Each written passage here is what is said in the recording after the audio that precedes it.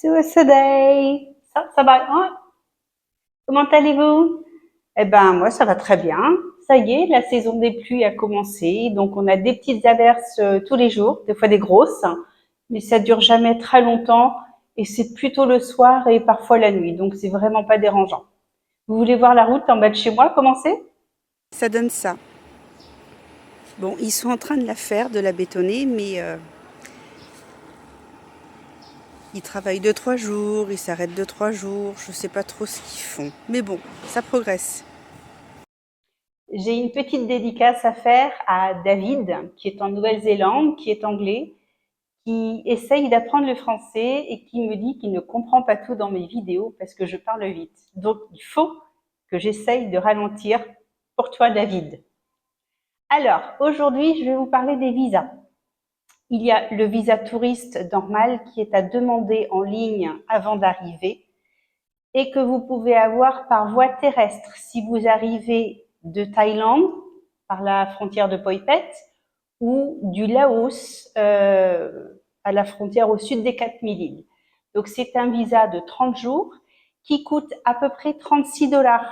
À la frontière, des fois, on vous demande des frais de 1 $ supplémentaire ou de 2 $ supplémentaires. C'est comme ça que ça se passe ici. Si vous le faites en ligne, il n'y a pas de souci. Vous obtenez la réponse sous à peu près 2 ou 3 jours. Après, vous avez le visa E, qui est celui que j'avais demandé, moi, pour venir il y a un mois. Donc, c'est un visa pour être en prospect d'affaires. C'est un visa d'un mois que vous pouvez renouveler plusieurs fois jusqu'à 1 an maximum. Il ne vous donne pas le droit de travailler, par contre. C'est juste pour prospecter. Après, vous avez le visa Business EB, qui est celui que j'ai, qui est valable 1 an et qui est à renouveler automatiquement chaque année. Au bout de plusieurs années, ils vous donneront plus qu'1 an, mais au début, ça va de 1 an en 1 an. Vous avez également le visa C qui est réservé aux ONG. Il y en a beaucoup dans le pays, donc là, c'est l'ONG qui se charge des démarches. Le visa K, qui est un visa pour les binationaux. Donc là, pareil, à demander en ligne. Et là, il n'y a juste pas de restriction sur la durée. Le visa EG, qui est un visa pour une recherche d'emploi. Attention, il ne vous donne toujours pas le droit de travailler. Le visa étudiant, qui est valable 1 an. Et le visa ER, retraité, pour les plus de 55 ans. Alors, en général, quand vous trouvez un emploi en tant que salarié, c'est la société qui fait les démarches pour votre permis de travail, ce n'est pas vous. Après, libre à vous de négocier pour savoir s'ils prennent en charge les frais, si vous participez, si vous payez intégralement, ça dépend, j'ai entendu un petit peu de tout. Moi, j'ai payé 42 $ mon visa E que j'ai demandé en ligne avant de quitter la France. Et ici, je vous parlerai après des renouvellements. Quand on a une société, c'est totalement différent. Il n'y a aucun vaccin obligatoire pour venir au Cambodge, mais sachez tout de même qu'il y a pas mal de dengue, de paludisme et beaucoup de rage. C'est un des pays au monde où il y a le plus de rage. Donc, faites attention, mettez de l'anti-moustique nuit et jour, n'allez pas toucher les animaux dans la rue ou les singes à côté des tentes. Attention, les singes sont vicieux, ça mord très facilement et c'est aussi très voleur. Donc méfiez-vous de vos lunettes de soleil, de vos téléphones, ils adorent ça. Prendre un traitement anti-palu ou pas, moi je dirais non, mais demandez à un professionnel. En France, vous avez des centres de maladies tropicales dans tous les aéroports. Vous serez mieux renseigné que chez votre généraliste qui ne connaît pas forcément ces maladies-là. J'ai croisé des gens il y a quelques années en Afrique du Sud qui étaient malades, qui vomissaient sans arrêt à cause de leur traitement anti-palu. Donc, est-ce que ça vaut le coup, étant donné qu'apparemment ça arrive assez souvent? À vous de voir. Moi, je ne prends jamais rien. Par contre, je mets de l'anti-moustique très fréquemment, même quand je suis chez moi, parce qu'il y a des tout petits moucherons qu'on voit à peine qui piquent. Donc, voilà. Le permis de conduire au Cambodge. En tant que touriste, je crois qu'il y a une agence uniquement à Siem Reap, il y en a peut-être à Phnom Penh aussi, qui loue des voitures sans chauffeur. Franchement, je vous recommande de prendre une voiture avec chauffeur, c'est beaucoup plus simple. Ils ont l'habitude de la conduite ici qui est vraiment très différente de la nôtre. Ici, vous voyez souvent des mobylettes ou même des tuk-tuk qui roulent à contresens. Ça vaut pas le coup.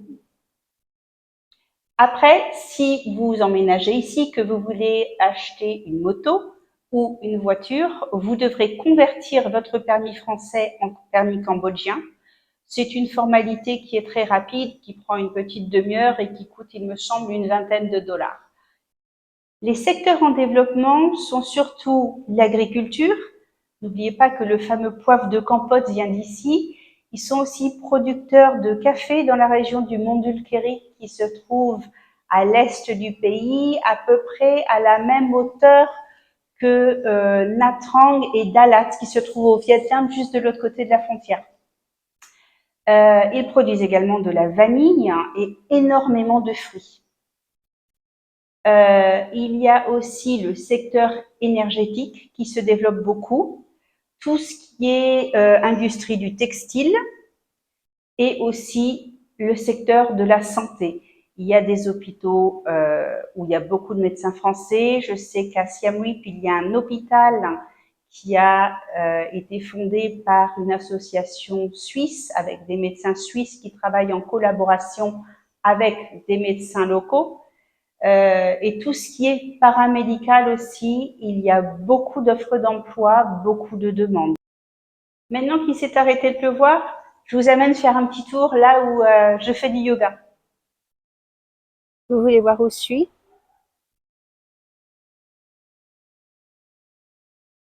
Le Réservoir Hôtel,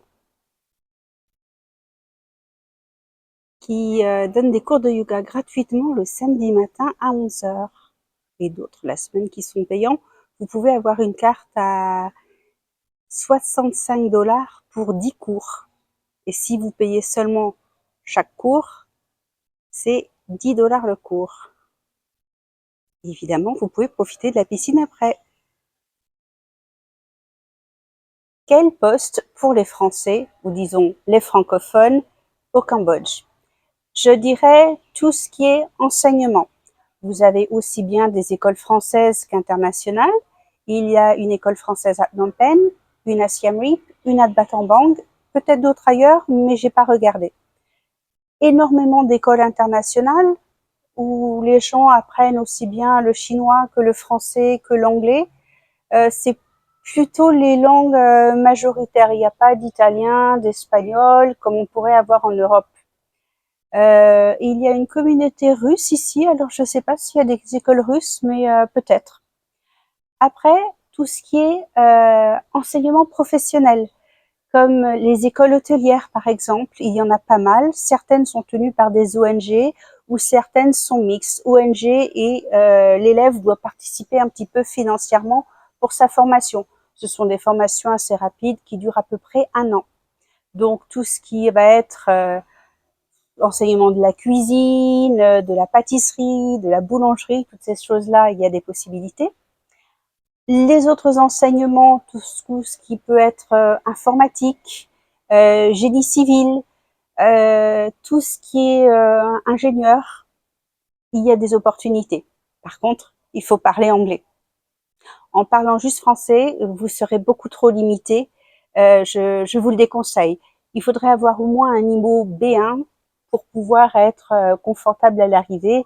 Et évidemment, ne pas hésiter à prendre tout de suite des cours de Khmer comme je fais, 3 heures par semaine. C'est jouable. Je fais à peu près une demi-heure de Khmer toute seule à la maison tous les jours et mes 3 heures par semaine.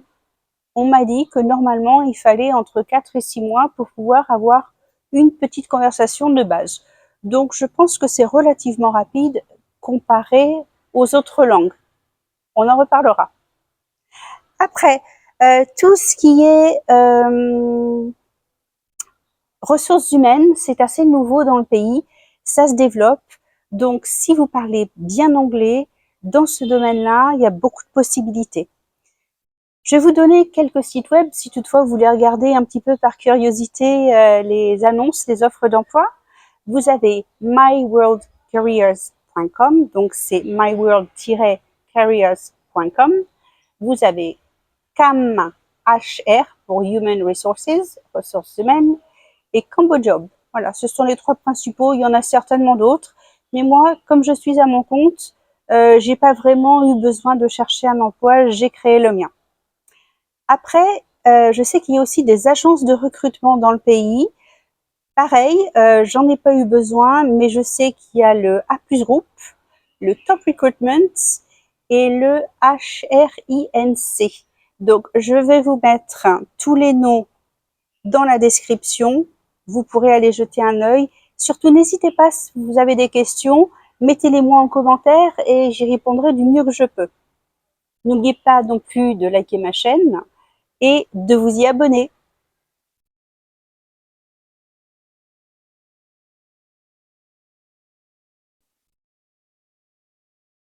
Comme vous savez, le Cambodge est un pays très pauvre. Il y a énormément d'ONG qui s'occupent de la scolarisation, d'aider les gens.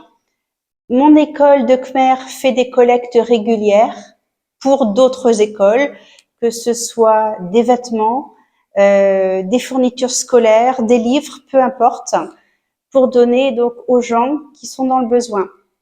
Si vous venez en vacances à Siem Reap, que vous avez des vieux habits à laisser, des livres, ou que vous souhaitez acheter quelque chose et faire un don, n'hésitez pas à me contacter. Je vous laisse mes coordonnées dans le descriptif. Je saurai à qui les donner et ça fera des heureux. Je vous dis à la semaine prochaine, à dimanche prochain. David, j'espère que j'ai pas parlé trop vite. Bye bye!